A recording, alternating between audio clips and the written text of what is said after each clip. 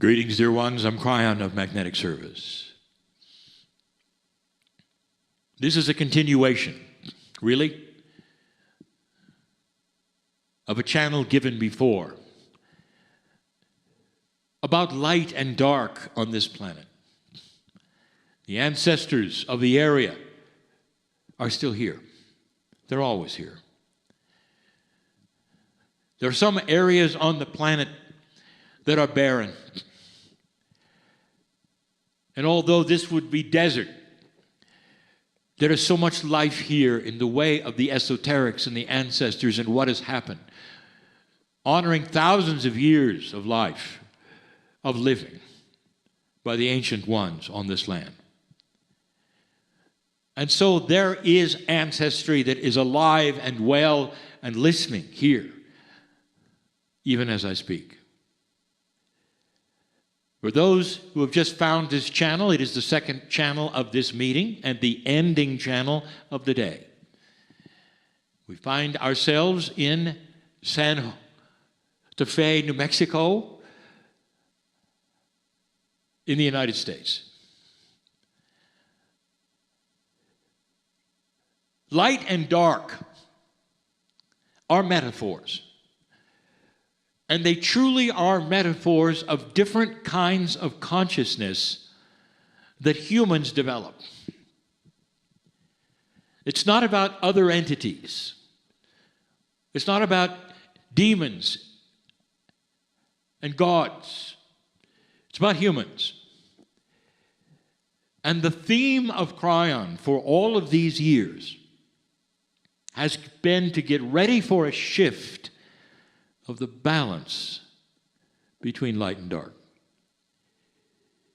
Because the balance between low and high consciousness on this planet has always been skewed in a way that is dark. And we've discussed this and discussed this. It's a review. But again, there are the few who come upon this channel never hearing any of it, never heard any of it. And so we again tell you that since the shift of 2012, there has been more light in consciousness starting to develop all around the planet than at any other time in human history. And the result is that you're starting to see the darkness. And again, we give you the metaphor of the dark room when light appears.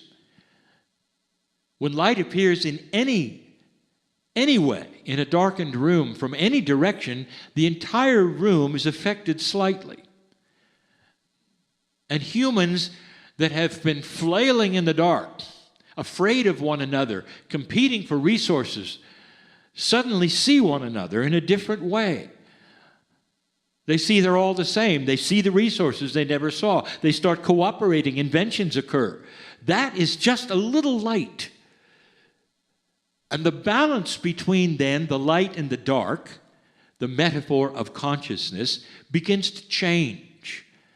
And it becomes not only more balanced, the more light there is, that ratio between low and high consciousness begins to tip toward the light side. You've seen it in your news. And we don't have to remind you yet again that as you sit in this place today, things have happened that I told you would happen. I've seen this before because this is the result of what happens even with a little light. You start to see some of the darkest things some of you didn't even know were there. Some of you knew all along they were there, but knew you couldn't do anything about it. And for hundreds of years, it's been the same. Darkness always was so prevalent. Dark energy that comes from consciousness that is low creates systems that don't work, creates dysfunctional belief systems that have a judgmental God that tortures children, that creates many dark things that are a reflection only of themselves Everything that you believe is a reflection of human consciousness that is dysfunctional. And suddenly, it starts to move. The ancients predicted it, and it's here. There are those who are afraid of these times because they're different. They're afraid of these times because they don't see through the curtain that's coming. There are those who would say this is the beginning of the end because they don't recognize anything in history that mimics it. Nothing has ever happened before that's like today. Therefore, the end is coming. It's the fear of the unknown. What if the future, dear ones, not the immediate tomorrow future, but the future that's measured in decades, what if it contained an increased light? So that there would be a time when you can all see each other, feed each other, all be warm. There would be no competition of resources. Inventions that would correct these things would be prevalent. New governments. The beginning of a planet that did not torture itself or war with itself. What if that was the coming future? It hides behind a veil. And the veil is scary. You've never been there? Therefore, it's bad. This is a reflection of a dysfunctional, dark mind deciding in advance of what's coming, even though all around them there's indication that light is what's coming. And then there are the ones who say, look, we are starting to see some of the darkest things in human nature we have never seen before. We are seeing sexual slavery. We are seeing this, we're seeing that. It's almost like they upended the barrel that's been in the backyard for 50 years and all of the rats and the worms crawl out. Dear ones, they've always been there. You just never opened the barrel. That's what you're seeing. The darkest of the dark will be revealed, and some will say, we're doomed. Because of this, they've never seen it before. They'll see it in the news and say, point to it and point to it and point to it, never understanding it's always been there. And now, because there's more light on this planet, the ratio of light and dark is going to be extremely meaningful in cleaning up things that are inappropriate. Things that are inappropriate. That's what's coming. Slowly. But you're seeing it all through the news. You're seeing abuses that are being shown, and light is being shown in these places. And then others are coming forward and saying, it's here too. And it's not just in this country, it's everywhere. And you know what that leads to? Eventually, it will go to the countries that have been hiding it forever. We'd rather not have you see really what they're doing. And there will be a gasp from the planet when they see adults beheading and chopping off the limbs of children for political reasons. And your heart will hurt and you'll cry. And you'll say, woe is me, this place is awful called Earth. This is who we are, not knowing it's who you've always been. But the light is starting to shine in a way that's going to stop it. That's the news of Kryon. And there will be those who say, no, it's wrong. And I'll always say the same things. Dear ones, you are dearly loved for all of your opinions. But let me just say, talk to me in 20 years. We'll take a look and see where it's going, where it's been. Rest easy in the arms of God, knowing that you are seen and that synchronicity and intuition is starting to become a way of life. Expect benevolent things, dear ones, and it's like a menu that you're ordering and you'll get them. Because the consciousness you have that is starting to emulate light has energy. And that energy can actually change that which you think is chance meetings or being in the right place at the right time. It's like you're designing a reality. And there will be those who object to that and say, well then, I see, so only the light workers to get to design the reality and everybody else is going to hell. And here's the message. Dear one, this is worldwide. Light is worldwide. Go take a look. It's not what you expect. It's not for one and then the other gets punished. It's for everyone. You're going to see an entire planet involved in aha experiences, where the darkness of confusion and dictators start to hide because they're so ashamed, because everybody can see it. Ashamed will be a new word, because you're going to see it everywhere. Those have been doing certain things certain ways. That has to do with the light and the dark. And this is where I'm going today, something new I want to share with you. Have you noticed in the way things work on the earth that there is something that almost everything that you study has in common? In consciousness, there's the yin and the yang, and you call it duality. There seems to be a polarity in everything. If you're a student of chemistry, you know about catalysts and polarities. You know the push and the pull of chemistry, and how when you push one thing in one direction, it pops out in another.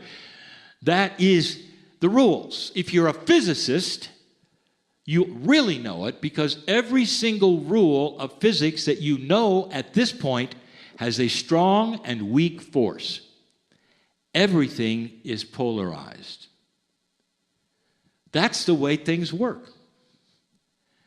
Weather, it works the same.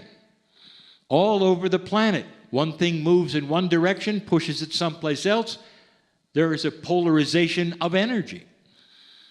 Temperature, all of that. It's a system of reality, all the way down to the atomic structure. Magnetism itself is polarity. It's caused by atomic structure, one atom with too many electrons seeking one with too few. And that's magnetism. It's polarity. It's the yin and yang. Now, why am I telling you that? Because, dear ones, it's everywhere. Some time ago, we gave you a channel that told you that your Akashic memories are going to start to change.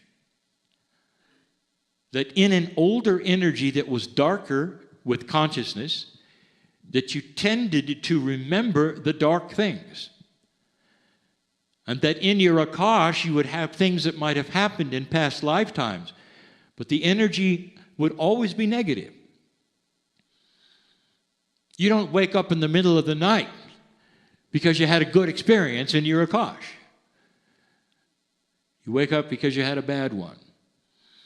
You don't go to a past life reader to find you drowned last time, and that's the reason you won't go near water.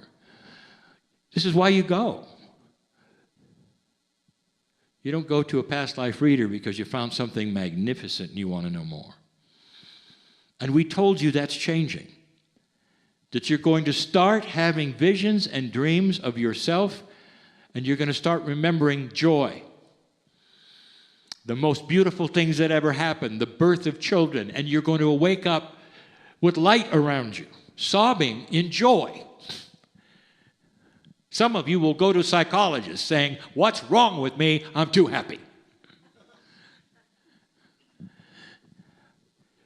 Now, what is that that's happening?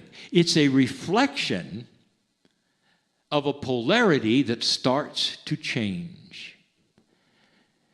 So with this dark and light relationship starting to have more light, metaphorically, consciousness is starting to repair itself and become a bit more elegant, your Akash is responding. You see, that's the system. There are certain things within you that will pattern themselves over the dark and light balance. If there's dark consciousness on the planet, you're going to remember dark things. If there's more of a balance of consciousness on the planet that's starting to improve, you're going to be more comfortable and start remembering the good things as well as some of the negative things. There'll be a balance instead of only one kind of thing. It was a week ago that I broached the subject in Monument Valley, where the ancestors were again listening. And they're listening now because what I'm going to tell you involves them as well. If you could picture your ancestors, those you've loved and lost on this planet, on the other side of the veil in a multi-dimensional way, not as human beings, but almost angelic, not linear, but loving you and seeing you. Question, what do you think they want for you? And the answer would be balance, love, good things, long life, appreciation, understanding. Why is it that the ancestors are called upon all the time for wisdom? And the reason is because they have it. There will be those indigenous who will sit for hours, if not days, gleaning the intuition of the ancestors, sitting and waiting until they get finally, perhaps in a trance or a vision, answers that they need from the other side of the veil, through those that they've loved and lost or know about, or through the oral traditions that they even have names for. Well, I'll tell you something that you didn't expect, and I want to go slow with it. I want to call it reflection. I might even call it the changing Lightworker's reflection pond. Reflection is a term that you might use for remembering things, revisiting things from the past. A mirror reflects something real. It's you. And you look upon the mirror and it's reflecting something that is there. If you reflect something that happened in the past that is real. But most often, the things that you reflect on are dark. In a world that has a strong and weak force for every single atom, you have created a consciousness that reflects on the weakest part. The darkest things that have happened in your life rule you. In this room and listening to this, there are so many different kinds of paths for humans. But if you go right back to the beginning, there are some horror stories of how you were brought up, of what happened, with how many parents you had or not had, or how good or bad your training was, or how you could be in a prison of darkness. I know who's here. Others don't have that, dear ones. You're very eclectic. Many don't have any of that, and many have it. It's so disappointing to wake up at night and have that guide your life. And many of you will walk through life and have been imprinted with the neurons in your brain with your past, things that have happened all along your lifespan, and they affect how you meet people, what you say, your countenance, if you're happy or sad, or how fast you age, depending upon how bad it's been. I bring it up again. I have to. I always want to. Because God knows the sorrow of a mother who's lost a child. And sometimes that defines the rest of the mother's life, period. She can't get through it. Oh, there'll be time when she stops crying and mourning to a certain degree, but every time it comes back, it's just like it was there in front of her, reflecting in all its awfulness. And to the last breath, that's who she is, the mother who lost a child. Now I'm going to ask you, what is wrong with this picture for a child of God? What is wrong with this picture for a human being that has a higher self? And I'll tell you, because there's no yin and yang. There's no polarity. There's only the weak force. That's all you got. And every time you go there is sorrow. Where's the light? And that's what I want to tell you, is that if you believe what I am telling you about strong and weak force, light and dark and polarity, it has to be there. And it's going to win out over the darkness. There'll come a time, dear ones, if you start working on this, where you go back to those places of reflection. And with the darkness becomes light. To the mother who's lost a child, you go back to that point, and instead of seeing the horror and the remembrance and the heartsick and all the things, all of a sudden, you see the face of the one you lost who is still with you saying, Mom, I love you. A bright light is there along with the darkness, and you start to see it. And you start to say, I want the light part. I want the assurance of the fact that this wonderful, beautiful child of mine is with me for till my last breath, and they are. And that's the light that will temper the dark and start to balance it. So it can't grab you anymore and take you places anymore and ruin your life anymore. This is what's going to happen. Is the light and the dark is going to start balancing up. You start thinking about your past. What about the one who betrayed you? I know who's here. Can you see the light yet in the betrayal because it kicked you in the rear and got you where you're sitting today? I know who's here. Without it, you wouldn't be here. Or without it, you wouldn't have met A, B, C.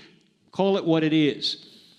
It was synchronicity at the time that was needed, and there is much love there. Go back, visit the betrayal, and look at the love. Look at the light that was there and the smiles that are there and saying, well, you kind of needed it, didn't you? And the answer is, yeah, I guess I did. And then you all have a good laugh, because that's the light of a situation that always seemed to be ugly. So ugly, it'd wake you up at night. Or so ugly that it gave you an ulcer. Or so ugly, on and on and on. How many of you are with people who complain about the same thing all the time? You haven't seen them in 2 years, you have lunch with them, and it's the same tape. It's almost like they pushed a button. You'd like to tell them about that, wouldn't you? Maybe those things won't define them anymore. That maybe there's a balance coming if they allow it. If they allow it. Where there might be an other side of the story that they might see, which is more appropriateness, more brilliance, more light, with the angels surrounding you, and start to cover those memories in love and compassion so you can actually go there and be sad, but it won't control you. It won't make you burst out in tears anymore.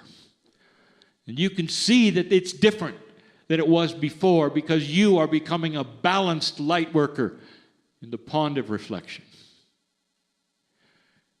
That's the hope of a new consciousness for those who are willing to say, I am an enlightened person, defined as a human being who knows that there's more.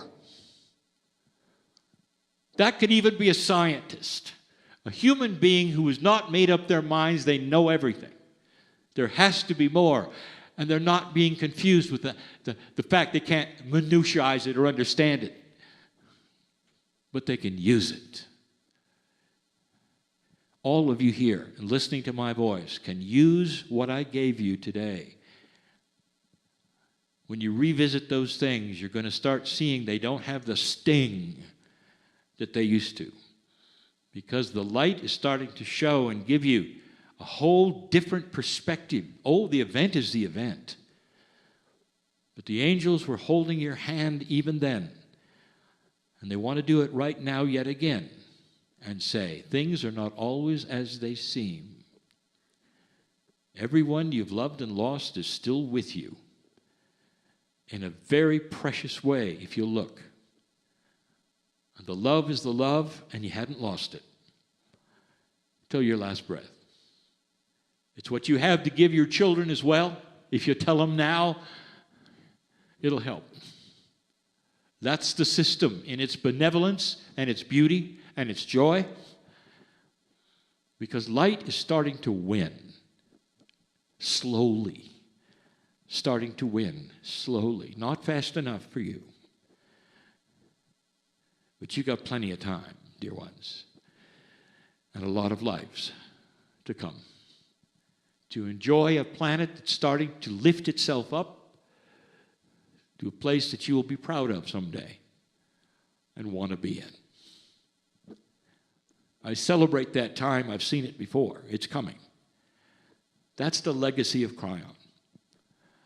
To tell you about something you don't believe yet, but you will as it takes place. And so it is.